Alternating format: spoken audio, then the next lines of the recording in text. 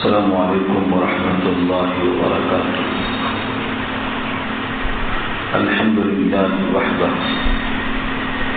والصلاة والسلام علی من لا نبی بعدہ، اما بعد فاعوذ باللہ من الشیطان الرجیم، بسم اللہ الرحمن الرحیم۔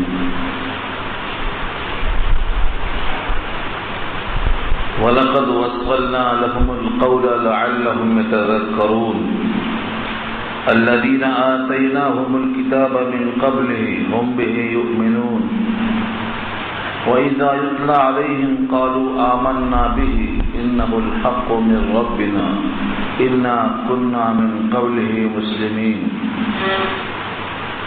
أُولَئِكَ يُؤْتَوْنَ أَجْرَهُمْ مَرَّتَيْنِ بِمَا صَبَرُوا وَيَدْرَؤُونَ بِالْحَسَنَةِ السَّيِّئَةَ وَمِمَّا رَزَقْنَاهُمْ يُنْفِقُونَ إلى آخر الآية۔ صدق الله العلي العظيم وصدق رسوله النبي الكريم ونحن على ذلك من الشاهدين والشاكرين۔ اللهم ألهمنا رشدنا وأعذنا من شرور أنفسنا، اللهم وفقنا لما تحب وترضى من القول والفعل والنية۔ رب اشرح لي صدري ويسر لي أمري واحلل عقدة من لساني يفقهوا قولي، آمین یا رب العالمین۔ محترم حضرات، معزز سامعین، محترم خواتین، میری ماں اور بہنوں، ملے بھائیوں، پیارے بچوں، تلاوت کی ہوئی آیتیں سورہ قصص 20واں پارہ، آیت نمبر 51 تک بات ہو چکی تھی، اور یہ سورت کا 6واں رکوع ہے اور پارے کا 9واں رکوع ہے۔ آیت نمبر 60 تک آج کی گفتگو کا عنوان ہے۔ تذکرہ یہ چل رہا تھا کہ ہم نے قرآن کریم کو ان لوگوں تک مسلسل پہنچایا ہے تاکہ وہ بھی دھیان دیں، تذکر کریں۔ وَلَقَدْ وَصَّلْنَا لَهُمُ الْقَوْلَ، قول سے مراد یہاں قرآن کریم ہے۔ قرآن کریم کو ہم نے ان تک پہنچایا۔ وصلنا کے معنی سمجھانے کے لیے بتاتا ہوں۔ وصلہ توصیل سے بنا، جب آدمی تاروں کی رسیاں بناتا ہے یا کسی اور چیز کی رسی بناتا ہے، جب رسی کم ہونے لگتی ہے تو اس میں نیا چیز ڈال کر کے پھر اس کو ملاتا ہے، اس طرح ملاتے ملاتے رسیاں بناتا ہے۔ تو جو گھٹتے وقت ملاتا ہے اس کو توصیل کہتے ہیں۔ یہاں وصلنا اسی سے لیا گیا، یعنی قرآن کریم کی باتوں کو گاہے گاہے موقع دیکھ کر ہم ان کو پیش کرتے ہی رہیں تاکہ وہ دھیان دیں اور صاحب ایمان بن جائیں۔ کبھی کوئی موقع ایسا نہیں آیا کہ وہاں ضرورت تھی اور ہم نے بات کو پیش نہیں کیا۔ وَلَقَدْ وَصَّلْنَا، اور تحقیق کہ ہم نے پہنچایا اس کلام کو ان کے لیے، لَعَلَّهُمْ يَتَذَكَّرُونَ، شاید کہ وہ دھیان دیں، تذکر کریں، سوچیں۔ الَّذِينَ آتَيْنَاهُمُ الْكِتَابَ، جن کو ہم نے دیا ہے کتاب، من قبلہ، اس سے پہلے یعنی قرآن سے پہلے، ہم بہ یؤمنون، وہ لوگ اس کتاب پر بھی یقین رکھتے ہیں۔ اس سے مراد اہل کتاب کے وہ لوگ ہیں جو تورات میں بشارتیں، علامتیں پڑھ کے منتظر تھے کہ ایک نبی آنے والا ہے دنیا میں جو ایسا ایسا صفتوں کا حامل ہوگا۔ وہ تورات میں صفتوں کو پڑھ کر آنے والے نبی کا انتظار کرتے تھے۔ ان کتابوں کے ذریعے سے وہ بے چین تھے کہ اتنے عظیم اوصاف کے حامل نبی کب آئیں گے۔ جب وہ نبی آئے، انہوں نے ان علامتوں کو دیکھا تو وہ نبی صلی اللہ علیہ وسلم کے ہاتھوں پر یقین کر لیے. جیسے یہودیوں کے سردار عبداللہ ابن سلام اور قعقاع ابن حکیم کی جو روایت آتی ہے وہ کعب بن مالک کے ذریعے سے. وہ فرماتے ہیں کہ یہودی مجھے گدھا بنا دیتے اپنے جادو کے زور سے اگر میں یہ کلمات نہ کہہ لیا کرتا. تو کیوں دشمن ہو گئے تھے وہ؟ کیونکہ پہلے وہ یہودی عالم تھے، اب اسلام میں داخل ہو گئے تھے تو ان کو حسد پیدا ہو گیا تھا. تو کعب احبار، عبداللہ بن سلام، یہ سب یہودیوں کے بڑے ممتاز عالم تھے، تورات کے ماہر تھے. انہوں نے نبی صلی اللہ علیہ وسلم کی علامتوں کو پڑھ رکھا تھا تورات میں. ان علامتوں کو دیکھ کر یہ سب کے سب اسلام میں داخل ہو گئے، ایمان میں آ گئے. عبداللہ بن سلام کا تو واقعہ امام بخاری نے تفصیل سے بیان کیا ہے. ان واقعات کو دہرانے کی ضرورت نہیں ہے کہ نبی صلی اللہ علیہ وسلم کو پہچاننے کی ان کے پاس کیا کیا علامتیں تھیں. ان میں سے ایک واقعہ میں دہراتا ہوں. جب اطلاع ملی ہے کہ سید الانبیاء مدینے میں تشریف لا رہے ہیں تو عبداللہ بن سلام کہتے ہیں میں باغ میں کھجوریں چن رہا تھا، تھیلے میں ڈال رہا تھا. میرے مٹھی میں کھجوریں تھیں، تھیلے میں ڈالنے کے واسطے جا رہا تھا کہ اطلاع ملی. تو اس نے تاخیر گوارا نہیں کہ میں جا کر تھیلے میں ڈالوں، ہاتھ خالی کروں. کھجوروں کو ہاتھ میں لیے بھاگا بھاگا چلا آیا اور آ کر پوچھا میں نے کہ میں 3 سوال کروں گا، اگر ان کے جوابات صحیح مل گئے تو آپ کے ہاتھ پر میں ایمان قبول کرتا ہوں، کیونکہ تورات میں لکھا ہے یہ 3 علامتیں انہی کی ہیں جو حقیقی نبی ہیں، جو خاتم الانبیاء. آپ نے کہا سوال کرو. اس نے سوال کیا کہ جنت کی غذا پہلی کیا ہوگی؟ جنت کی پہلی غذا کیا ہوگی؟ اور فرمایا کہ بچہ کبھی ماں کو پڑ جاتا ہے کبھی باپ کو، اس کی وجہ کیا ہوگی؟ اور سب سے پہلی قیامت کی علامت کون سی ظاہر ہوگی؟ یہ 3 سوال کیا انہوں نے. نبی صلی اللہ علیہ وسلم نے فرمایا کہ تم سوال کر رہے تھے اور میرے بازو میں بیٹھ کر جبریل امین جواب دے رہے تھے. یہودی بہت جلتے تھے جبریل امین سے. انہوں نے کہا جبریل تو ان سے ہماری انبن ہے، ہماری قوم کی ان سے نہیں بنتی. لیکن آپ نے ان 3 سوالوں کا جواب دے دیا. آپ کو اگر جواب نہ دوں تو آپ کہیں گے کہ ہم کو تو معلوم نہیں، کیونکہ ہم جب اس سبق میں غیر حاضر تھے، جب بتایا گیا تھا یہ سبق تو ہم غیر حاضر تھے. اصل چیز یہ ہے کہ جنت کی پہلی غذا مچھلی کے زائدے کا کباب ہوگا. زائدۃ کبید الحوت. ایک روایت میں مچھلی کے زائدے کا کباب آیا اور ایک روایت میں تذکرہ ہے بیل کا گوشت، اس کا کباب بنایا جائے گا. بخاری میں جو روایت ہے وہ مچھلی کے زائدے کے کباب کا ذکر ہے. اور بچہ ماں کی شکل پہ، باپ کی شکل پہ اس لیے جاتا ہے کہ جس کا پانی غالب آ جاتا ہے اس کی شکل پہ چلا جاتا ہے. قیامت کی پہلی علامت ہوگی ایک آگ نکلے گی قعر عدن سے جو یمن میں ہے، اور وہ آگ سارے جہان کے انسانوں کو ہکال کر لائے گی، اکٹھا کر دے گی.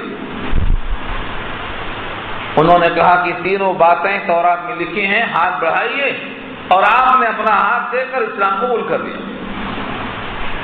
اس کے بعد فرمایا کہ یہودی بڑی ہٹ درم قوم ہے. ہٹ درم کا مطلب ضدی ہے، حق بات کو نہیں مانتی.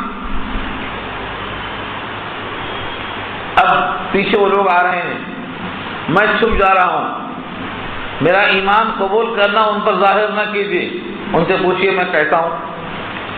اور معلوم ہونے کے بعد کہ میں اسلام میں آ چکا ہوں، پھر ان سے پوچھیے میرا حال کیسا ہے۔ آپ نے ان تمام یہودیوں کو بلا کر جو آئے تھے پوچھا، یہ بتاؤ کہ تمہارے درمیان عبداللہ بن سلام کا مقام اور مرتبہ کیا ہے؟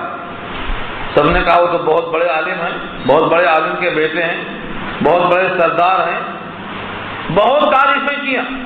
آپ نے کہا یہ بتاؤ اگر وہ ایمان میں داخل ہو جاتے ہیں تو تم بھی ان کی سزا کرو گے؟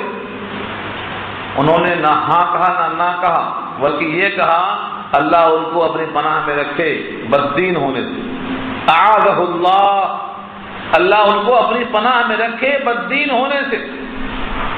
آپ نے کہا یہ دعا بدعا نہیں پوچھ رہا ہوں میں، اگر وہ تمہارے اندر کے سردار ہیں، اگر وہ اسلام میں داخل ہوئے تو تم ان کو فالو کریں گے؟ انہوں نے کہا اعاذہ اللہ، ان کو اللہ پناہ میں رکھے۔ پھر آپ نے پوچھا، 3 بار پوچھا سرکار نے، 3 بار کہ اگر تمہارے پیشوا ہیں، مذہبی عالم ہیں، اگر وہ اسلام میں آ جائیں تو کیا تم ان کی بات قبول کرو گے؟ انہوں نے وہی کہا اعاذہ اللہ، اللہ ان کو پناہ میں رکھے۔ اتنا سنتے ہی پردوں کے اندر سے عبداللہ بن سلام کلمہ پڑھتے ہوئے بلند آواز سے باہر آئے، اشہد ان لا الہ الا اللہ واشہد ان محمدا عبدہ ورسولہ۔ یہودیوں نے اب جو برا بھلا کہنا شروع کیا ہے نبی کی محفل ہی میں کہ سب سے برا ہے یہ شخص، اور سب سے کمتر ہے یہ شخص، اور سب سے رذیل ہے یہ شخص۔ آپ نے کہا دیکھا آپ نے ان کی ہر دھرمی کہ میرے بارے میں ان کو خبر نہیں تھی کہ میں ایمان والا ہوں تو تعریف کر رہے تھے، اور اسی محفل میں میری برائی بیان کر رہے ہیں صرف اس لیے کہ میں ان کی مرضی کے مطابق نہیں ہوں۔ ہر دھرمی کہتے ہیں اس کو۔ مومن کا طریقہ یہ ہے کہ حق کو قبول کرے، اپنی زبان اپنے موقف سے کبھی متغیر نہ ہو، جمع رہے اپنے موقف پر۔ تو یہ عبداللہ بن سلام یہاں مراد ہیں، اور کعب احبار یہاں مراد ہے کہ یہ لوگ پہلے سے تورات میں پڑھ چکے تھے، جیسے وہ علامتوں کو دیکھا ایمان میں آ گئے۔ اور بھی کئی صحابی کا تذکرہ ہے جو نبی صلی اللہ علیہ وسلم کے پاس تشریف لائے، اس میں سے ایک سلمان فارسی بھی ہے۔ سلمان فارسی نے کہا کہ میرے استاد نے بتایا تھا کہ یثرب میں ایک نبی پیدا ہوں گے، ان کے ہاتھ پر ایمان قبول کرنا، ان کی پہچان یہ ہوگی کہ وہ صدقہ نہیں کھائیں گے، ہدیہ قبول کریں گے۔ پہلے بار وہ صدقہ لے کے آئے، آپ نے رد کر دیا، دوسروں کو دے دیا۔ دوسری بار وہ ہدیہ لے کر آئے تو ہم نے اس کو استعمال فرمایا، انہوں نے فوراً اسلام قبول کر لیا۔ یہ ان کا طریقہ تھا ایمان لانے کا۔ قرآن کریم کی اس آیت میں اشارہ اسی کی طرف ہے کہ بہت سے لوگ جن کو ہم نے کتاب پہلے سے دے رکھی تھی وہ منتظر تھے، وہ قرآن کو ہاتھ میں ملتے ہی ایمان لے آئے، انکار نہیں کیا۔ دیکھو لفظوں کو، الذین آتیناہم الکتاب، وہ لوگ جن کو ہم نے دے رکھا ہے کتاب یعنی قرآن سے پہلے، من قبل ہی، اس سے پہلے یعنی قرآن سے پہلے۔ کون سی کتاب دے رکھا تھا؟ تورات۔ ہم بہ یؤمنون، وہ اس قرآن پر بھی ایمان لاتے ہیں۔ اور جب ان پر قرآن کریم کی آیتیں پڑھی جاتی ہیں، وَإِذَا يُتْلَى عَلَيْهِمْ، اور جب تلاوت کی جاتی ہے ان پر، قَالُوا آمَنَّا بِهِ، قَالُوا آمَنَّا بِهِ، تو کہتے ہیں ہم اس پر یقین لائے، ہم اس پر ایمان لائے، إِنَّهُ الْحَقُّ مِنْ رَبِّنَا، بے شک وہ سچ ہے ہمارے رب کی طرف سے۔ اِنَّا كُنَّا مِنْ قَبْلِهِ مُسْلِمِينَ، بے شک ہم تھے اس سے پہلے ہی اطاعت گزار۔ مسلمین جمع ہے مسلم کی، ہم اس سے پہلے ہی مسلمان تھے۔ مسلمان کی تشریح میں 2 باتیں یاد رکھ لو۔ لفظی معنی مسلم کے ہیں اطاعت قبول کرنا، اور اصطلاحی معنی ہے شریعت مصطفیٰ کو مان کر اس کے مطابق ڈھلنا۔ تو یہ پہلے سے مسلمان تھے کا مطلب یہ ہے کہ اس کتاب میں پڑھ کر، علامتیں دیکھ کر ہم پہلے سے ہی مان چکے تھے کہ یہ نبی آئیں گے تو انہیں ہم اسلام میں ان کے ہاتھ پر قبول کر کے اسلام میں داخل ہوں گے، ہم یہ مان چکے تھے، پہلے سے ہم مومن تھے۔ کیونکہ مسلمین کا جو لفظ ہے یہ امت محمدیہ کا لقب ہے، امت محمدیہ کا لقب ہے۔ سورہ حج میں آ چکا ہے کہ تمہارا نام مسلمان اللہ نے رکھا ہے یا ابراہیم نے رکھا ہے، دونوں وہاں ضمیریں لوٹتی ہیں۔ ہوا سماکم المسلمین، اسی نے تمہارا نام مسلمان رکھا ہے۔ تو امت محمدیہ کا خصوصی لقب مسلمان ابراہیم نے رکھا ہے یا اللہ نے رکھا،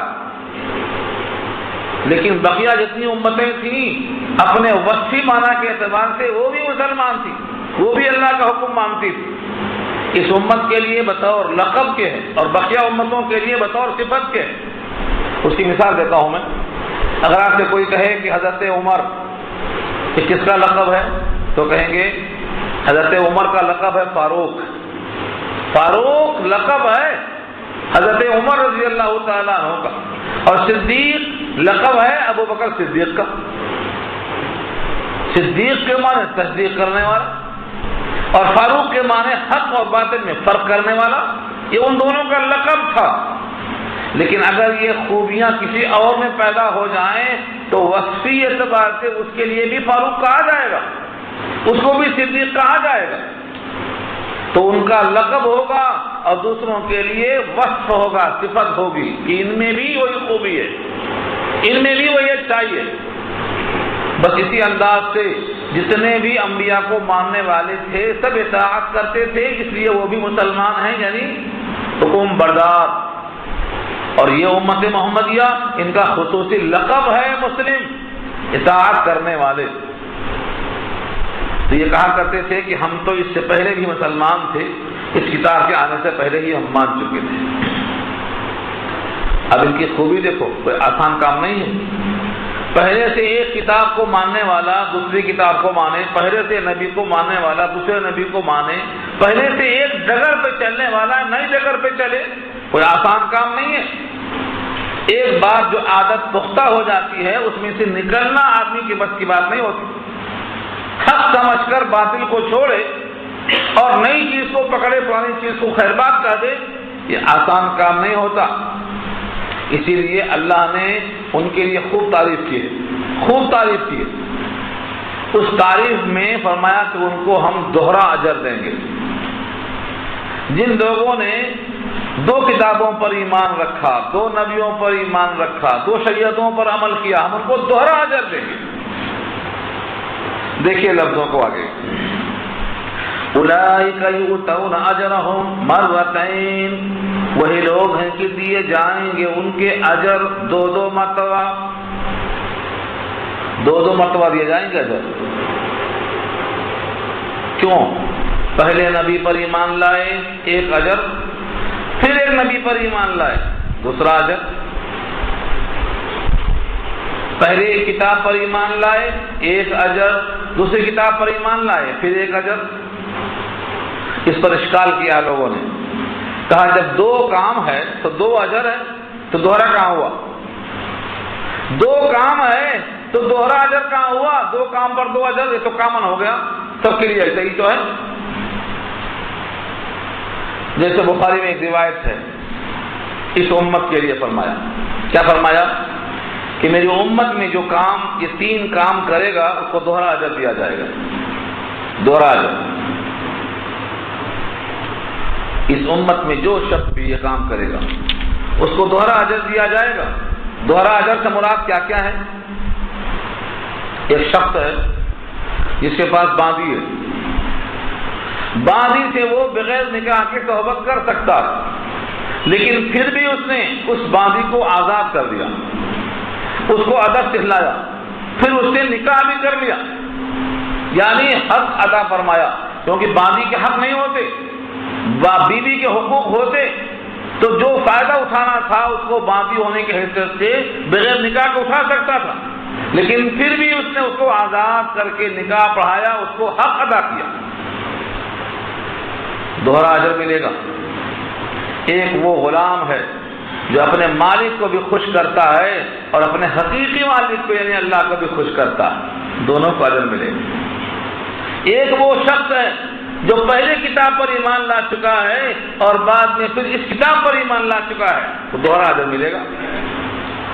بخاری کی اس روایت پر کلام کیا ابن حجر نے کہ جب 2 کام ہے اور 2 اجر ہیں تو دوہرا اجر کیسے کہا آپ نے؟ اس کی وضاحت یہ ہے کہ ہر کام پر دوہرا اجر ملے گا ان کی اس اخلاص کی وجہ سے۔ 2 کام، اگر وہ نماز پڑھیں گے تو ان کو 2 نمازوں کا ثواب، وہ حج کریں گے 2 حج کا ثواب، وہ روزہ رکھیں گے 2 روزے کا ثواب، وہ قرآن پڑھیں گے ان کو اس رکوع کو 2 بار پڑھنے کا ثواب۔ کیوں؟ اس کی وجہ کیا ہے؟ اللہ آگے فرماتے ہیں بما صبروا، ان کے صبر کرنے کی وجہ سے، ان کے جمع رہنے کی وجہ سے، ان کی استقامت کی وجہ سے دوہرا اجر۔ جیسے جتنی بیویاں ہیں نبی صلی اللہ علیہ وسلم کی، ان کو ہم کہتے ہیں ازواج مطہرات، امہات المؤمنین۔ 22واں پارہ سورہ احزاب میں مکمل بحث آ چکی ہے۔ اللہ نے ان سے بھی کہا یا نساء النبی لستن کاحد من النساء، تم عام عورتوں کی طرح نہیں ہو، تم عام عورتوں کی طرح نہیں ہو، اگر تم نے کچھ غلطی کی تو دوہری سزا ہوگی، اور اگر اجر کیا، نیک کام کیا تو اجر بھی دوہرا ہوگا۔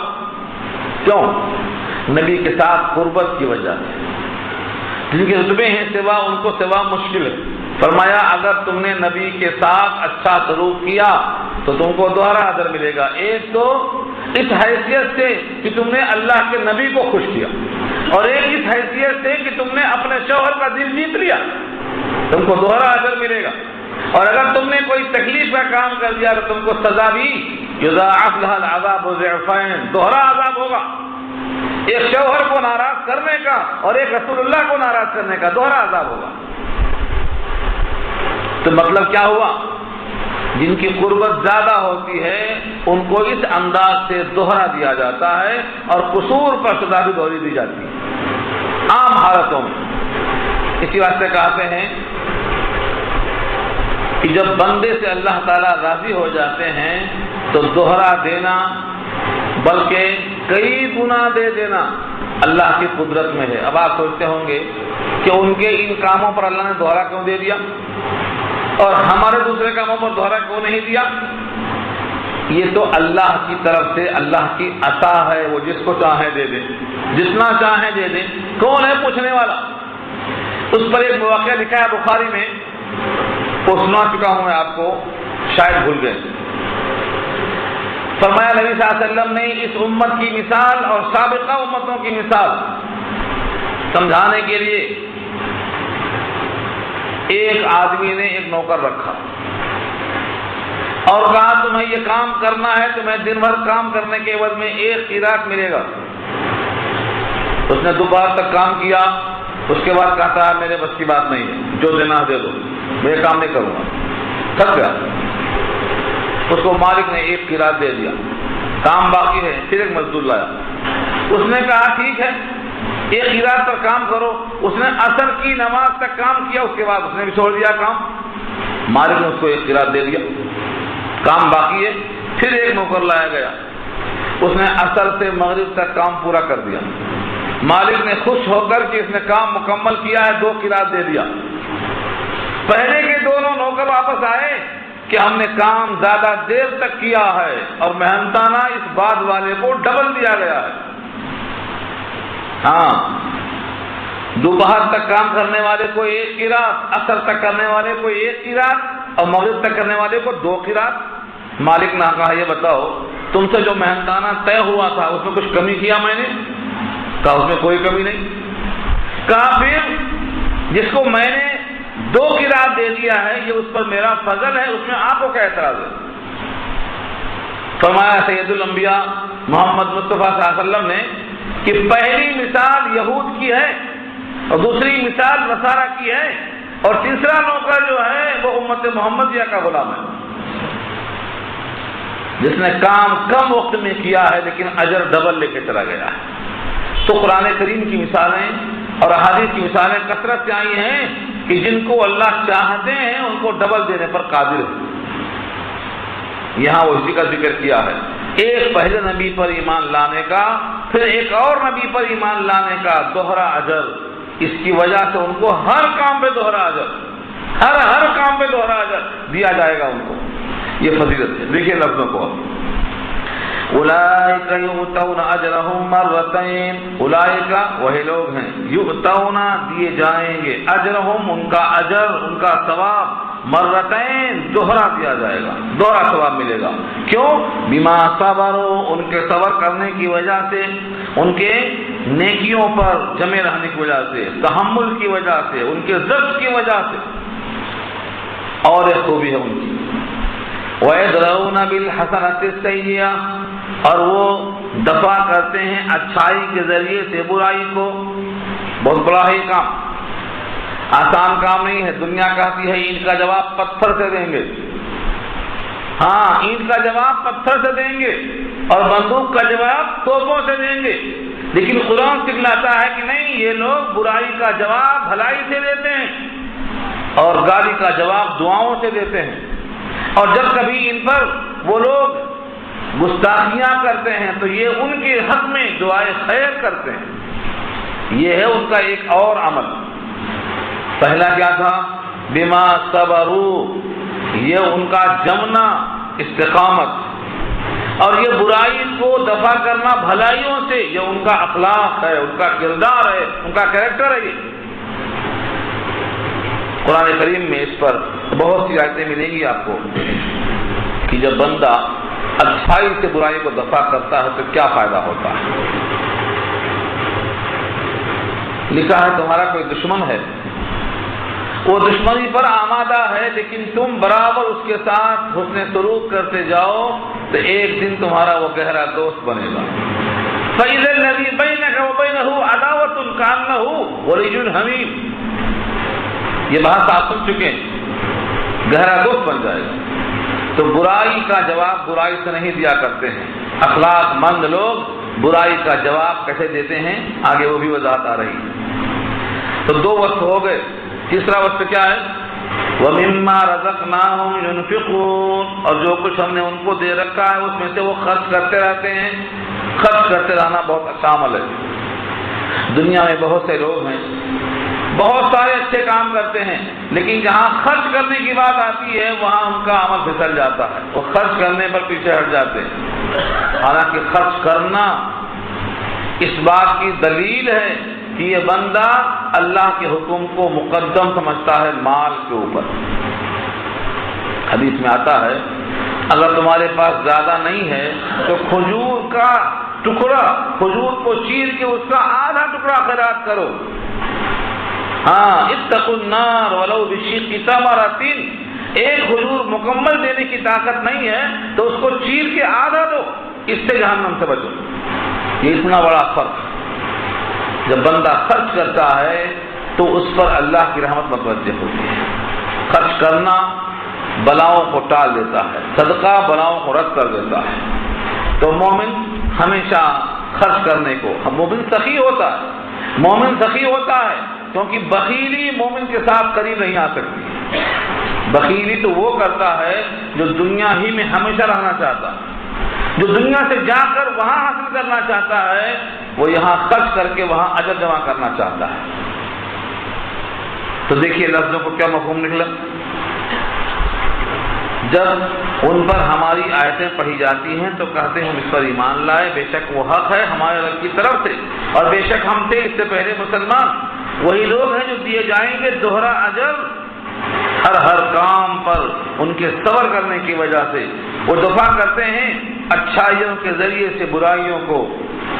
یہ صحابی ہیں حضرت معاذ بن جبل رضی اللہ تعالیٰ عنہ. ان سے فرمایا نبی صلی اللہ علیہ وسلم نے جب کوئی غلطی ہو جائے، جب کوئی قصور ہو جائے تو اس قصور کے پیچھے نیکیاں کرو.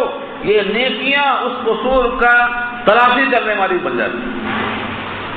یا معاذ اتبع الحسنۃ بعد السیئۃ. کیوں؟ اصول ہے قرآن کریم کا، ان الحسنات یذھبن السیئات، نیکیاں برائیوں کو مٹا دیتی ہیں. تو جب کوئی غلطی ہو جائے توبہ کرنے کے ساتھ ساتھ کچھ نیکیاں زیادہ کرنا. وہ نیکیاں جب تولی جائیں گی تو اس برائی کا تلافی کرنے کا سامان بن جائے گی. یہی یہاں کہا گیا وَمِمَّا رَزَقْنَاهُمْ يُنْفِقُونَ، اور جو کچھ ہم نے ان کو دے رکھا ہے اس میں سے وہ خرچ کرتے ہیں. یہ ان کے اوصاف ہیں.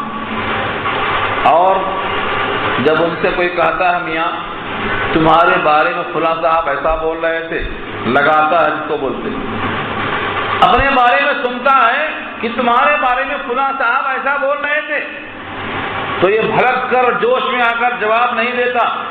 کیا جواب دیتا ہے؟ اس کی فطرت کیسی بن جاتی ہے اللہ نے یہاں کھول کر رکھ دیا اس کو. وَإِذَا سَمِعُوا اللَّغْوَ، اور جب سنتے ہیں وہ لغو کو، لغو کے معنی بیکار بات، کوئی اس کا فائدہ نہیں. سنتا ہے تو غیبت سنے گا، فائدہ ہوگا، الٹا نامہ اعمال سے کھاتے سے کچھ نگاہ چلی جائیں گی، اشتعال آئے گا اور غصے کی بنا پر نقصان ہی تو ہوگا اپنا یا اس کا. تو فرمایا جب لغو بات کو سنتے ہیں، جب کسی سے اپنی نسبت کوئی لغو بات کو سنتے ہیں، اعرضوا عنہ، اس سے اعراض کر جاتے ہیں. وقالوا، اور کہتے ہیں، لنا اعمالنا ولکم اعمالکم، ہمارے لیے ہمارا عمل، تمہارے لیے تمہارا عمل. الجھتے نہیں. یہ سلامتی کا راستہ سکھایا قرآن نے. اور آگے فرمایا کہ وہ یہ بھی کہتے ہیں سلام علیکم، سلام علیکم، تم پر سلام. لا نبتغی الجاہلین، ہم جہالت نہیں چاہتے. یہاں دو لفظ ہیں، اچھی طرح دیکھو. لنا اعمالنا، ہمارے لیے ہمارا عمل، تمہارے لیے تمہارا عمل.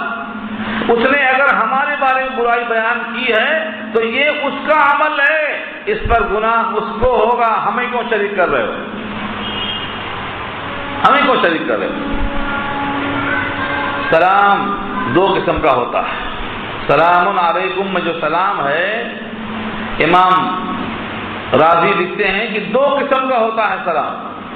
ایک تو سلام ہوتا ہے تحیہ، دعائیہ کلمہ، تم پر اللہ کی طرف سے سلامتی ہو، رحمت ہو، برکت ہو، یہ میری دعا ہے. ایک سلام تحیہ کے لیے ہوتا ہے. اور ایک سلام ہوتا ہے مسالمت اور متارکت کے لیے، یعنی تمہارا میرا تعلق ختم، میں تم کو سلام کرتا ہوں، تم سے مجھے الجھنا نہیں ہے.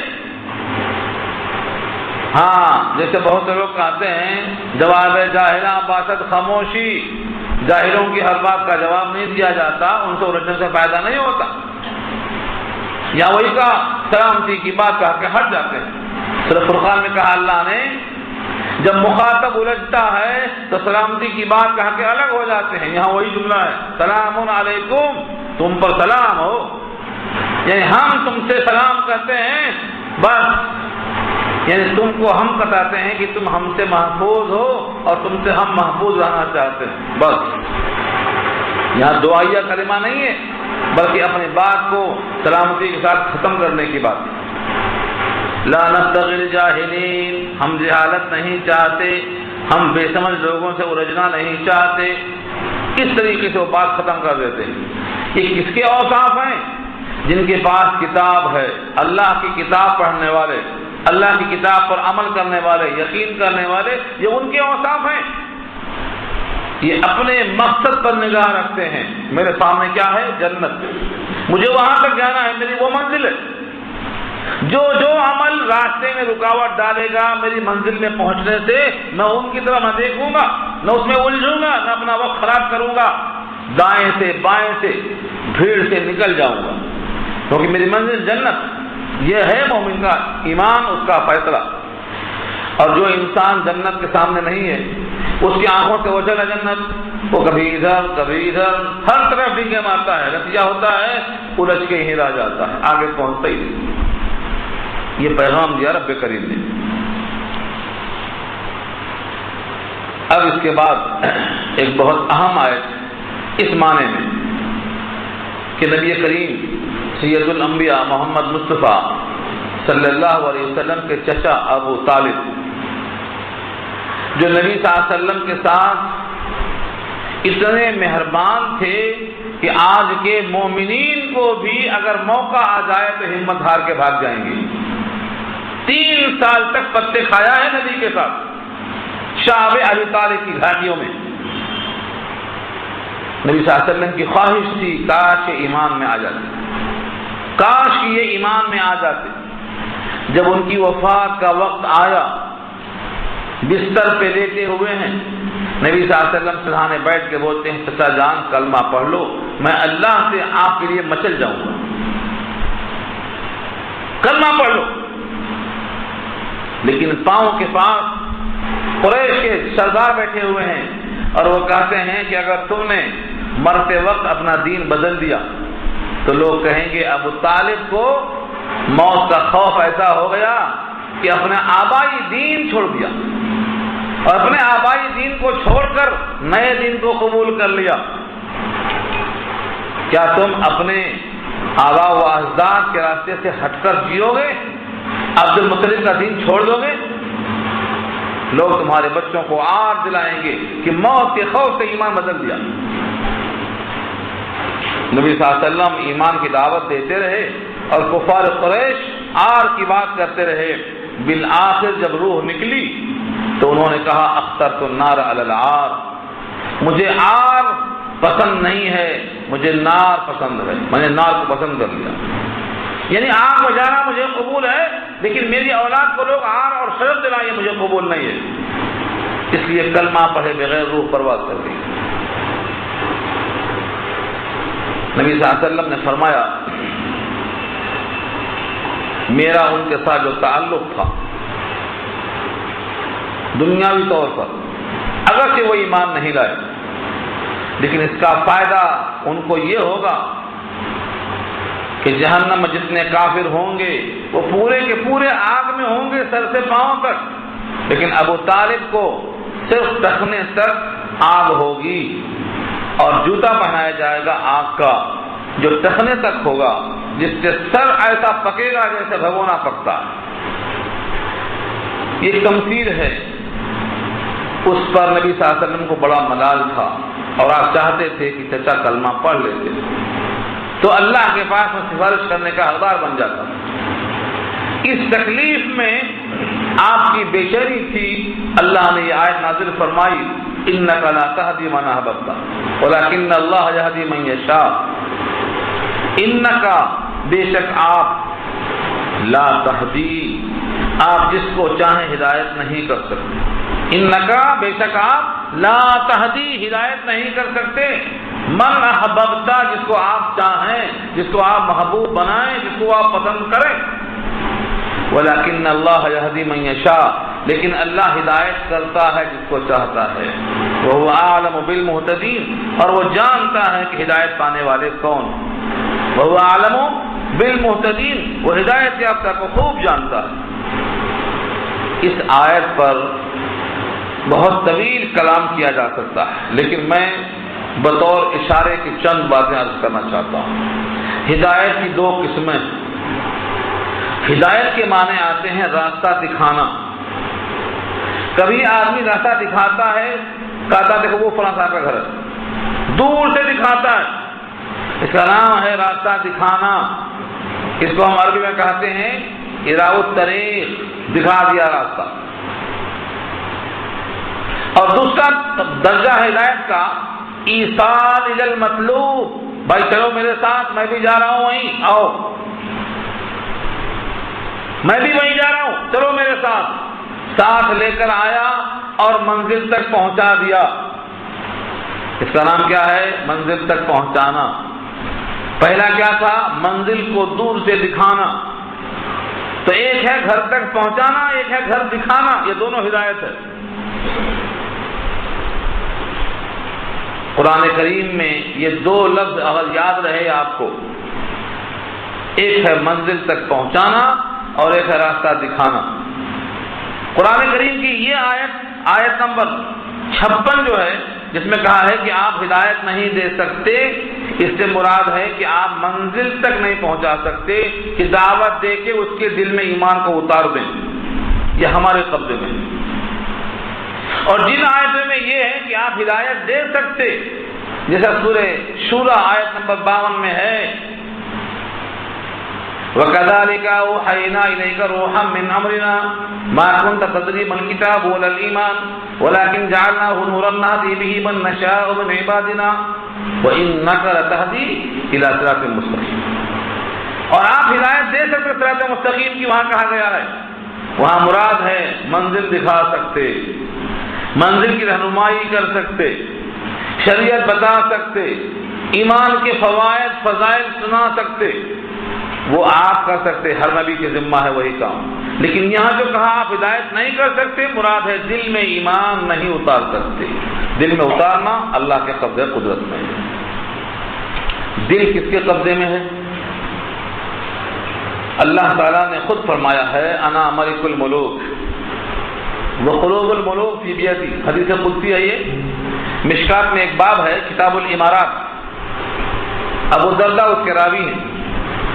اللہ فرماتے ہیں حدیث قدسی میں انا ملک الملوک، میں بادشاہوں کا بادشاہ ہوں، وقلوب الملوک فی بیدی، اور تمام بادشاہوں کے دل میری مٹھی میں، اقلب کیف اشاء، میں جس طرح چاہتا ہوں الٹتا ہوں پلٹتا ہوں۔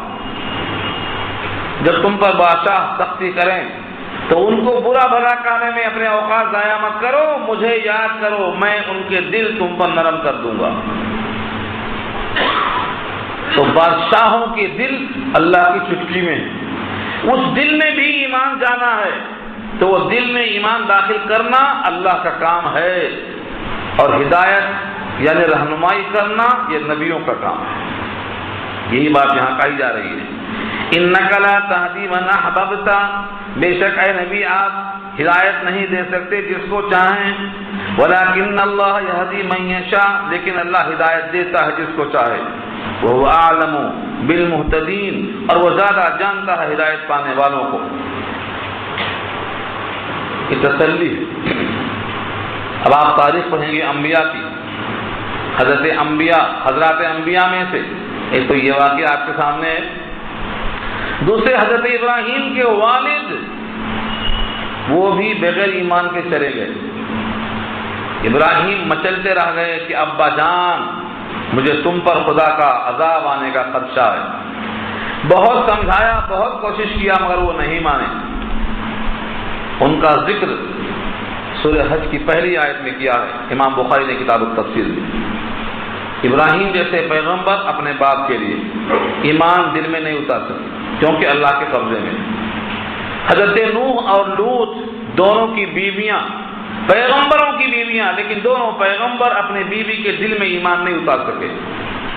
حضرت نوح کا بیٹا، حضرت نوح پیغمبر ہو کر اپنے بیٹے کے دل میں ایمان نہیں اتار سکے۔ کیوں؟ دل میں اتارنا یہ اللہ کے قبضے میں۔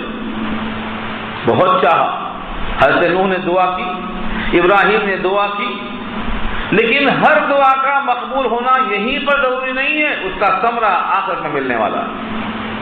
یہ اللہ کی مصلحت ہے، وہ اللہ ہی بہتر جانتا ہے۔ ہمارے لیے سبق یہ ہے کہ نبی صلی اللہ علیہ وسلم کے چچا ہیں، نبی صلی اللہ علیہ وسلم کو بڑا پیار تھا ان سے، اب یہ اللہ کی مرضی ہے، ایمان نہیں دیا، لیکن ہم کو اور آپ کو اور ہر مسلمان کو اپنی زبان کو چاہیے کہ بلا وجہ ابو طالب کے بارے میں یا ان کی بدعملی کے بارے میں یا ان کی کسی بھی خرابی کے بارے میں زیادہ چرچا نہ کرے، کیونکہ ہو سکتا ہے ان کا تعلق نبی صلی اللہ علیہ وسلم سے بڑا گہرا تعلق تھا، کہیں ایسا نہ ہو نبی صلی اللہ علیہ وسلم کو طبعی تکلیف ہو جائے۔ طبعی تکلیف کا مطلب معلوم ہے؟ یعنی شریعت کے لحاظ سے تو کافر کا ذکر کیا جائے گا، لیکن طبیعت کبھی کبھی نہیں چاہتی سننا۔ جیسے حضرت حمزہ کے قاتل وحشی ایمان لے آئے تھے، رضی اللہ بن گئے تھے، صحابی ہو گئے تھے، لیکن حضور نے کہا کہ میرے سامنے مت بیٹھا کرو، میرے سامنے بیٹھو گے تو میرے چچا کی یاد تازہ ہو جائے گی، اور چچا کی یاد آئے گی تو میرا دل غموں سے بھر جائے گا، آنکھیں اشکبار ہو جائیں گی، اور میرے اس غم کی وجہ تم بنو گے، تم پر کہیں خدا کا عذاب نہ آ جائے، اس لیے تم پیچھے بیٹھا کرو۔ صحابہ ایمان ہے، اس کو کیا کہتے ہیں؟ طبعی رنج کہتے ہیں، اس کو طبعی تکلیف کہتے ہیں اس کو۔ تو یہ کہا گیا ہے کہ ٹھیک ہے، ان کا معاملہ اللہ کے ان کے درمیان ہے، اب تم بار بار ان کا تذکرہ کرتے ہوئے کہیں ایسا نہ ہو نبی صلی اللہ علیہ وسلم کو طبعی طور پر رنج پہنچے جو تمہارے واسطے مفید نہیں ہوگا، اس لیے اپنی زبان کو بند کر کے رکھنا اچھا ہے، اس کے بارے میں زیادہ بحث کرنا اچھا نہیں ہے۔ یہ فرمایا گیا. یہ علماء نے سکھایا ہے عوام کے لیے. علمی بات کرنا ہے، علمی طور پر ایمان کی کفر کی حدوں کو بیان کرنا ہے، وہ جائز ہے، لیکن لوگوں میں چرچا کرنا منع کر دیا ہے. کافروں سے جب کہا جاتا کہ ایمان قبول کر لو تو وہ لوگ بھی ایک بہانہ مارتے تھے. وہ بہانہ کیا تھا؟ دیکھو، وہ کہتے تھے اگر ہم آپ پر، آپ کے معجزات پر، آپ کی کتاب پر ایمان لے آئیں تو ہم کو لوگ مار کے پھینک دیں گے، ہم اچک لیے جائیں گے، ہمارے لیے کوئی جائے پناہ نہیں ہے، کوئی جگہ نہیں ہے محفوظ. اس لیے ہم جانتے ہیں کہ آپ سچے ہیں، لیکن پھر بھی ہم آپ کی بات نہیں مان سکتے، آپ کا ساتھ نہیں دے سکتے. اس کا جواب دیا اللہ نے، وَقَالُوا إِن نَّتَّبِعِ الْهُدَىٰ مَعَكَ، اور کہنے لگے کافر اگر ہم اتباع کریں آپ کی، نتبع الہدیٰ، آپ کے ساتھ ہو کر اس دین کی بات مانیں، معاک، آپ کے ساتھ، نتخطف من ارضنا، تو ہماری زمین سے ہم اچک لیے جائیں گے، مطلب ہم کو بے گھر کر دیا جائے گا، ہم کو نکال کے پھینک دیا جائے گا، ہماری کوئی حیثیت نہ رہے گی، ہم بے گھر ہو جائیں گے. بہت سے لوگ اسلام میں داخل ہونے سے ڈرتے تھے اور آج بھی اسی لیے ڈرتے ہیں کہ ہمارا گھر بے گھر ہو جائے گا، ہم اجڑ جائیں گے. اللہ فرماتے ہیں کیا ہم نے حرم پاک کو امن والا بنا کر تم کو نہیں ٹھہرایا، جبکہ پورے اطراف میں رہزنی اور قتل اتنا عام ہے کہ لوگ اچک لیے جا رہے ہیں، لیکن پورے مکے میں بیت اللہ کے خادموں کا اتنا غلبہ ہے کہ پورے لوگ ڈرتے ہیں ان پر ہاتھ ڈالتے ہوئے، یہاں تک کہ اگر کوئی باپ کا قاتل بھی مل جائے حرم میں تو اس پر ہاتھ نہیں ڈالتے باہر نکلنے تک. کیوں؟ حرم کا اتنا احترام تھا زمانے جاہلیت میں بھی، کافروں کو بھی. تو ہم نے تم کو جو اتنا حرم امن والا دے رکھا ہے، تو کیا تم کو ہم بے گھر کر دیں گے؟ تم کو ہمارے ذات پر کامل یقین کیوں نہیں ہے؟ دوسرے، حرم محترم میں امن کے سوا اور ایک خاص بات کیا ہے؟ جب دنیا میں کہیں کوئی پھل نہیں ملتا تو مکے میں پھل ملتا. تمہیں فکر یہ ہے کہ ہم کھائیں گے کیا، ہماری معیشت کیا ہے؟ تو دیکھا جائے مکے میں نہ گیہوں ہوتا نہ چاول. آج تھوڑا بہت ہو رہا ہے، تھوڑا بہت ہو رہا. وہاں کی زمین میں پٹرول ہوتا ہے، لیکن چاول، گیہوں، چنا، دال، مسور، پیاز نہیں ہوتی، سب طائف سے آتی. لیکن دنیا کا ہر پھل جو اعلیٰ درجے کا ہوتا ہے وہ مکے میں ملتا ہے. اس زمانے سے، ابراہیم کے زمانے سے اعلیٰ درجے کا پھل. اور صرف پھل نہیں، دنیا کی ہر چیز کا نتیجہ وہاں پہلے آتا ہے. بہترین قارین وہیں پہلے آئے گی، بہترین کاریں وہیں پہلے آئیں گی. دنیا کی ہر بنائی ہوئی چیز جو بہترین ہوتی ہے پہلے وہیں پہنچتی ہے. یہ اللہ کا وعدہ ہے اس آیت میں. دیکھیے لفظوں کو، اولم نمکن لہم، کیا ہم نے ان کو اقتدار نہیں دیا، کیا ہم نے ان کو جمایا نہیں؟ کہاں؟ حرمن، حرم جو قابل احترام ہے، آمنن، امن والا جہاں سب کو امن ملتا ہے. یجبا الیہ، پہنچایا جاتا ہے اس شہر کی طرف، ثمرات کل شیء، ہر چیز کے ثمرات، ثمرات کل شیء، ہر شے کے ثمرات. یہ نہیں کہا ہر درخت کے پھل، ہاں ہر درخت کے پھل نہیں کہا، ہر جھاڑ کے پھل نہیں کہا، ہر چیز کا نتیجہ. فیکٹری کا نتیجہ کیا ہوتا؟ اس کی پیداوار، اس کی مصنوعات، وہ بھی وہاں پہنچتی ہے. ثمرات کل شیء رزقا من لدنا، بطور رزق کے ہمارے پاس یہ پہنچتا ہے. تو جب ہم تم کو امن دینے پر قادر ہیں، پھل دینے پر قادر ہیں، تو تم کو بے گھر ہونے کی فکر کیوں ہو رہی ہے؟ وَلَكِنَّ أَكْثَرَهُمْ لَا يَعْلَمُونَ، لیکن ان میں سے اکثر لوگ اس بات کو نہیں جانتے. کیا نہیں جانتے؟ کہ اللہ امن دینے پر قادر ہیں، اللہ رزق دینے پر قادر ہیں.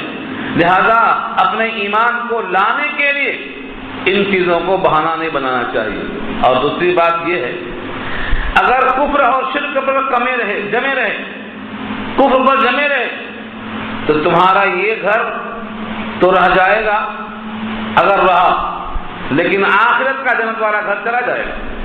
وہ دائمی گھر چلا جائے گا کفر کی وجہ سے، شرک کی وجہ سے، تمہیں اس کی فکر نہیں، اور ایمان لائیں گے تو یہ عارضی گھر چلا جائے گا، اس کی فکر کر رہے ہیں، تو عارضی گھر کو بچا رہے ہیں اور دائمی گھر کی فکر نہیں کر رہے ہیں، کیونکہ کفر اور شرک کی وجہ سے تمہارا دائمی گھر جنت میں چلا جائے گا۔ اس لیے تقاضا عقل مندی کا یہ ہے کہ ایمان قبول کرو، شرک سے بچو، تاکہ جنت کا دائمی گھر مل جائے۔ اور یہ جو گھر عارضی طور پر ہے، اس میں بھی اللہ کا یہ وعدہ ہے کہ مہاجر کو ہم ٹھکانہ دیں گے، یہ وعدہ ہے اللہ کا۔ وَلَٰكِنَّ أَكْثَرَهُمْ لَا يَعْلَمُونَ، لیکن اکثر لوگ اس بات کو نہیں جانتے۔ اب یہاں سے کفار قریش کا ایک ذہن میں سوال یہ ہوتا تھا کہ اگر ہم غلط ہیں تو ہم کو اب تک ہلاک کیوں نہیں کیا گیا؟ یہ جواب کئی جگہ آ چکا ہے، یہاں بھی وہی کہتے ہیں۔ بہت سے موقع پر ان پر جب وہ کافر ہیں، مشرک ہیں، خدا کے باغی ہیں، تو ان کو خدا کا عذاب اب تک کیوں نہیں آیا، کیوں نہیں مارے گئے اب تک؟ اللہ فرماتے ہیں دنیا میں بہت سی قومیں آئیں جو معیشت میں بہت اچھی تھیں، لیکن ہم نے ان کے ناز و نعمت والے مکانات کو چھین لیے، لیکن جب وقت آیا، جب اس کا وقت آیا، پہلے ہی بار میں ان پر عذاب نہیں آتا، بلکہ ان کو موقع دیا جاتا ہے سوچنے کا، سنبھلنے کا، توبہ کرنے کا، بار بار سننے کا۔ جب ان کی غلطی حد کو پہنچ جاتی ہے تب ان کا انجام ایسا ہوتا ہے۔ یہ کفار قریش کا بھی تو انجام ایسا ہوا، مکہ کے 13 سال موقع دیا گیا، جب نہیں مانے، جو لوگ نہیں مانے ان کو بدر میں کیا ہوا؟ قتل کر دیے گئے، 70 مارے گئے، 70 قید بنا کر لائے گئے۔ شروع ہو گیا سلسلہ بدر سے لے کر سن 8 ہجری میں پورا مکہ یہ فتح ہو گیا، پورے مجرم تحقیق کر دیے گئے، یا پھر ان کو اسلام میں داخلے کی توفیق ہو گئی، دو ہی راستہ ہوا۔ تو یہاں پر وہ تنبیہ کی گئی ہے کہ دیکھو بہت سی قوموں پر عذاب کیسا آتا ہے۔ وَكَمْ أَهْلَكْنَا مِنْ قَرْيَةٍ، اور کتنے ہلاک کر دیا ہم نے بستیوں کو، قریہ سے مراد اہل قریہ، بستی والوں کو، اور ہم بہت سی ایسی بستیاں ہلاک کر چکے ہیں۔ بَطِرَتْ مَعِيشَتَهَا، جو اپنے سامان عیش پر نازا تھے، بطرت اتراتے تھے، معیشتها اپنے معیشت پر، اپنے کاروبار پر، اپنے ہنر پر اور اپنے اسباب عیش پر اتراتے تھے، ہم نے ان کو ہلاک کر دیا۔ ان بستیوں کا حال یہ ہے کہ ان کی ہلاکت کے بعد آج تک کبھی آباد نہیں ہوئی۔ فَتِلْكَ مَسَاكِنُهُمْ، پس وہ ہیں ان کے گھر، ان کے مسکن، ان کی آنکھوں کے سامنے سے، تمہاری آنکھوں کے سامنے دیکھ لو، لم تسکن، نہیں ٹھہرا، نہیں آباد ہوا، نہیں بسا کوئی ان گھروں میں، لم تسکن من بعدہم، ان کی ہلاکت کے بعد ان کے گھروں میں کوئی مکین نہیں تھا، کوئی رہنے والا، بسنے والا وہاں پر نہیں تھا، الا قلیلا، مگر تھوڑا دیر، تھوڑے لوگ نہیں، تھوڑا دیر۔ پڑا ہوا ہے کھنڈرا، کوئی مسافر جا رہا ہے، تھک گیا، تھوڑی دیر بیٹھ گئے، بارش آئی، تھوڑی دیر سایہ لے لیا، یا اتفاق سے رات ہو گئی، وہاں قیام کر لیا۔ ایسے گزرگاہوں میں جیسا لوگ قیام کر لیتے ہیں، یہ ہے الا قلیل کا مطلب، تھوڑا بہت کوئی آ گیا، اتر گیا، ورنہ رہنے، بسنے، جمنے کے اعتبار سے وہاں کوئی نہیں پیدا ہوا، ختم کر دیا گیا۔ یہ بستیاں کون کون سی بستیاں مراد ہیں؟ قوم سمود کی بستیاں، قوم عاد کی بستیاں، اور قوم لوط کی بستیاں جو راستے کے اندر موجود تھیں۔ وَكُنَّا نَحْنُ الْوَارِثِينَ، اور ہم ہی ہیں سب مسلمانوں کے وارث، اور ہم ہی ہیں سب کے مالک، نحنو ہم ہی ہیں، وارثین تمام کے تمام وارث ہم ہی ہیں، یعنی سب مریں گے، ہم باقی رہیں گے، کوئی بچے گا نہیں، دنیا کا ہر فرد چلا جائے گا۔ اب رہا سوال یہ کہ ان پر ہلاکت کیوں نہیں آ رہی ہے؟ اللہ کا اصول ہے اور دستور ہے، ہم کسی بستی کو ہلاک نہیں کرتے جب تک وہاں اپنا رسول، اپنا قاصد، اپنا پیغامبر بھیج کر ان کو باخبر نہ کر دیتے، ان کو حجت کا موقع ہم نہیں دیتے۔ جب تک ان پر بات مکمل نہ ہو جائے تب تک عذاب نہیں آتا۔ وما کان ربک، اور نہیں ہے آپ کا پروردگار، مہلک القری، ہلاک کرنے والا بستیوں کو، حتی یہ لمٹ ہے، یہاں تک کہ یبعث فی امہا رسولا، بھیجے اس کے، کے معنی جڑ کے آتے ہیں، بھیجے اس کے شہر کے اندر رسول، کے معنی جڑ کے آتے ہیں۔ ماں کو بھی اسی واسطے کہتے ہیں کہ وہ بچے کی جڑ ہوتی ہے، کے معنی شہر۔ اس سے معلوم ہوا ہے انبیاء کرام کا اصل مسکن شہر ہوتا ہے، گاؤں نہیں ہوتا۔ جتنے انبیاء آئے ان کا مسکن شہر ہوتا ہے، اور شہر والوں کے تابع اطراف کے دیہات ہوتے ہیں۔ جو فیصلہ شہر میں ہوتا ہے گاؤں والوں پر وہ نافذ ہوتا ہے، اس کا ماننا لازم ہوتا ہے۔ یہاں وہی فرمایا کہ جب ہم نے اس بستی کے اندر کسی پیغمبر کو بھیجا، ان کا کام کیا ہوتا؟ رسولوں کا کام یہ ہوتا یتلو علیہم آیاتنا، کہ وہ ان پر ہماری آیتیں پڑھتے۔ دیکھا آپ نے، رسولوں کے کام بتایا اللہ نے، یتلو علیہم آیاتنا، کہ ان پر ہماری آیتیں پڑھ پڑھ کر سناتے۔ یہ کام آیتیں پڑھ کے سنانا تاکہ ان کو اللہ کا فہم حاصل ہو جائے۔ وما كنا مهلك القرى الا واهلها ظالمون، اور ہم نہیں ہیں بستیوں کو ہلاک کرنے والے مگر اس حال میں کہ اس کے رہنے والے ظالم ہوں۔ اهلها ظالمون، وہاں کے مکین جب ظالم ہیں اور ظلم کرتے کرتے ظلم انتہا کو پہنچ جاتا ہے، تب ہم ان بستیوں پر ہلاکت نازل کرتے ہیں۔ تو گویا تمہارا ظلم ضرور ہے، لیکن ابھی اتنا اونچا نہیں ہوا ہے کہ ابھی سرکوبی کی جائے۔ جب فرعون کا ظلم بہت آگے بڑھا تو موسیٰ کو بھیجا اللہ نے۔ ایسے ہی جب تمہارا ظلم اپنے انتہا کو پہنچ جائے گا، تمہاری سرکوبی کا انتظام کیا جائے گا۔ اس آیت سے ہمیں ایک بات معلوم ہوئی کہ اللہ کا عذاب دنیا میں تنبیہ کرنے کے لیے ہوتا ہے، تاکہ لوگ اللہ کی طرف رجوع ہو جائیں۔ اور جتنے بھی اہل اللہ انبیاء کرام گزرے ہیں، وہ شہر مصر سے گزرتے ہیں کہ وہاں پر رہ کر زیادہ سے زیادہ لوگوں کو فائدہ ہوتا ہے، اور شہروں کے تابع دیہات بھی ہوا کرتے ہیں۔ چنانچہ نبی صلی اللہ علیہ وسلم جب مبعوث ہوئے مکہ میں یا واپس گئے مدینے میں، تو اس کے اطراف کے تمام دیہاتوں میں یہ پیغام خود بخود پہنچ گیا۔ تو گویا شہروں کے تابع ہوتے ہیں گاؤں کے لوگ، دیہات کے لوگ۔ جو بات شہر میں واقع ہوتی ہے دیہات کا خود بخود پھیل جاتی ہے۔ اور بہت سے مسائل ہیں جو اس پر قیاس کیے گئے ہیں، ان کی یہاں حاجت نہیں ہے۔ اب اللہ فرماتے ہیں تم جس پر اتراتے ہو دنیا کا سامان، وما اوتیتم من شیء فمتاع الحیات الدنیا وزینتها، جو کچھ تمہیں دیا گیا ہے وہ دنیا کی زندگی کا سامان ہے، اس کی زینت اور رونق ہے، گھر ہے، مکان ہے، بیوی بچے ہیں، دولت ہے، عائش ہے، تو کیا ہے دنیا کی حیات میں زندگی گزارنے کے سامان ہے، بس یہ باقی نہیں رہے گا۔ جب تم خود نہیں رہیں گے تو تمہارے ساتھ یہ مال کیسے رہے گا؟ اس لیے فرمایا اور جو کچھ تم کو دیا گیا ہے چیزوں میں سے، یہ سب کیا ہے؟ تو متاع کے معنی استعمال کرو، پھینکو۔ متاع کے معنی جس کو فائدہ اٹھا کر پھینک دیا جائے۔ فمتاع الحیات الدنیا، دنیا کی حیات کے لیے متاع ہے یعنی سامان ہے، وزینتها اور زیب و زینت ہے، وما عند اللہ خیر وابقى، اور جو کچھ اللہ کے پاس ہے وہ بہتر ہے اور باقی رہنے والا۔ افلا تعقلون، کیا تم کو اتنا تعقل نہیں ہے، عقل مند نہیں ہے؟ کیا فرمایا؟ جو اللہ کے پاس ہے وہ بہتر بھی ہے باقی بھی ہے، جو دنیا میں ہے یہ بہتر بھی نہیں باقی بھی نہیں۔ بہتر اس واسطے نہیں ہے کہ اس کے اندر بڑی کمیاں ہیں، دنیا کی ہر چیز نکمی ہے آخرت کی چیزوں کے مقابلے میں۔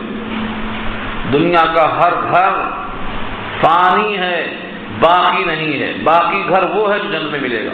تو جنت میں جو ملے گا وہ کیا ہے؟ خیر و ابقا، بہتر بھی ہے اور دیر پا بھی ہے۔ اور دنیا کے اندر جو سامان ہے نہ وہ بہتر ہے نہ دیر پا ہے، تو عقل مند کون ہوا؟ اللہ فرماتے ہیں افلا تعقلون، کیا تم تعقل نہیں کرتے؟ عقل مند آدمی کون ہے؟ جس کی نگاہ دور تک ہو وہ عقل مند کہلاتا ہے۔ حدیث میں آتا ہے اگر غور سے دیکھا جائے تو دنیا کے لوگ سمجھتے ہیں ہم عقل مند ہیں، ہم عقل مند ہیں۔ دنیا میں جو ماہر ہیں، شاطر ہیں، وہ سمجھتے ہیں کہ ہم بہت عقل مند ہیں، لیکن اللہ کے حبیب فرماتے ہیں عقل مند وہ ہے جو اپنے ذات کو پہچانے اور ایسا کام کرے کہ دائمی جل مل جائے اس کو۔ القیس من دان نفسہ وعمل لما بعد الموت، مرنے کے بعد جو کام میں آئے وہ کام کرے، وہ عقل مند ہے۔ فقہ کی مشہور کتاب ہے، اگر کوئی آدمی کچھ پیسہ دے کہ یہ عقل مندوں کو میری طرف سے تحفہ ہے، تو کس کو دیا جائے گا؟ ہاں لکھا ہے مسلک احناف میں، فتح القدیر میں مسئلہ ہے رد محتار میں، کہ اگر کوئی ایسا وصیت کرے، وصیت کے بیان میں ہے یہ کہ یہ میرا مال عقل مندوں کو تحفہ دے دو، تو ان کو دیا جائے گا جن کے اپنے اوقات آخرت کی کمائی میں لگ رہے ہیں، کیونکہ یہ عقل مند ہیں، ان کا مستقبل تابناک ہے اور یہ اپنے مستقبل کی فکر میں لگے ہوئے ہیں، اور جو دنیا میں لگے ہوئے ہیں ان کی ساری محنتیں محدود ہیں، کم سالوں کے لیے ختم ہو جائیں گی۔ اس لیے اللہ فرماتے ہیں آخرت میں جو کچھ ملنے والا ہے وہ بہتر بھی ہے اور ابقا بھی ہے، تم تعقل کرو، اور جو ہمیشہ باقی رہنے والا ہے اسی پر تم کوشش کرو اور محنت کرو۔ اللہ تعالی عمل کرنا آسان فرمائے۔ دعا کر لیجیے۔